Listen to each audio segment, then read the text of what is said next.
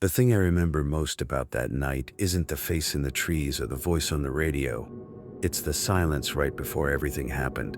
Because silence in the forest normally feels calm, natural even, but this felt staged, like the entire park was waiting for something to move first. After Cole whispered that whatever was behind us had my face, neither of us turned around immediately. We just stood there frozen in the middle of the trail with our flashlights shaking in our hands, while the darkness behind us stayed perfectly still. Then my radio crackled, and Harris's voice came through again, weak and rushed. "Don't let it touch you." The second he said that, something grabbed my shoulder from behind. I spun around so fast I nearly fell, flashlight beam jerking across the trees, but there was nobody there. Nothing. Just branches moving slowly in the wind that had suddenly returned out of nowhere. Cole was breathing hard beside me now, staring into the forest like he expected something to step out at any second. "We need to leave," he whispered.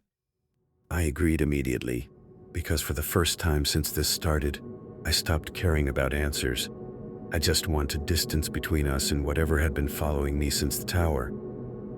We started back toward the trail as fast as we could without running, but after only a few minutes I realized something was wrong. The path looked unfamiliar. Trees I didn't recognize, fallen logs that hadn't been there before. At first I thought panic was messing with my memory, but then Cole suddenly stopped walking. "Miles," he said quietly, shining his flashlight ahead. My stomach dropped instantly. The old watchtower stood directly in front of us between the trees. That was impossible. We had been hiking in the opposite direction for nearly 20 minutes. "No," Cole muttered under his breath. "No way." The tower looked different at night, taller somehow. The top windows were completely dark, except for a faint reflection moving behind the glass. Neither of us spoke for several seconds, because deep down we both understood the same thing. The forest hadn't let us leave. Then, from somewhere high above us inside the tower, we heard metal footsteps slowly circling the staircase, one step at a time, not rushing, just waiting. Cole backed away immediately. "We're not going in there," he said. Before I could answer, the light inside the tower suddenly switched on by itself. A pale yellow glow filled the top room, and for half a second, I saw a silhouette standing against the window, human shape, watching us.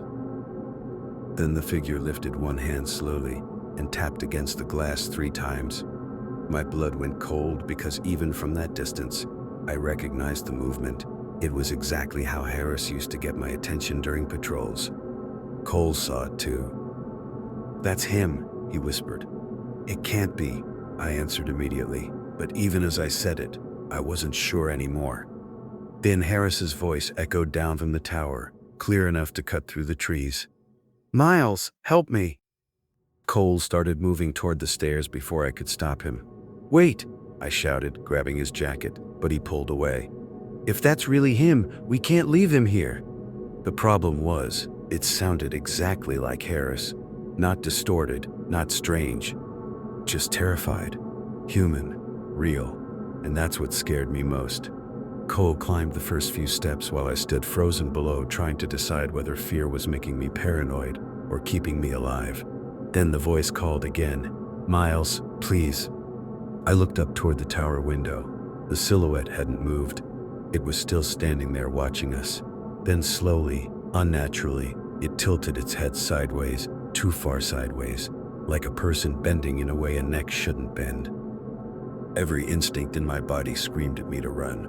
"Cole," I said quietly, "come back down." He ignored me and kept climbing. The higher he got, the louder the metal steps above him became, circling the tower in slow, heavy loops, one floor above him, matching his pace exactly. Then suddenly everything stopped. No footsteps, no wind, no voice calling for help. Complete silence. Cole paused halfway up the stairs and looked toward the top room.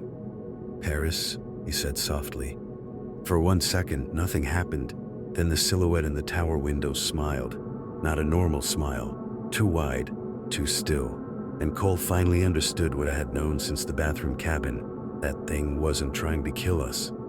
It was trying to make us come closer on our own. Then the lights inside the tower went out all at once, and from somewhere directly behind us in the forest, Harris whispered, "Don't look up."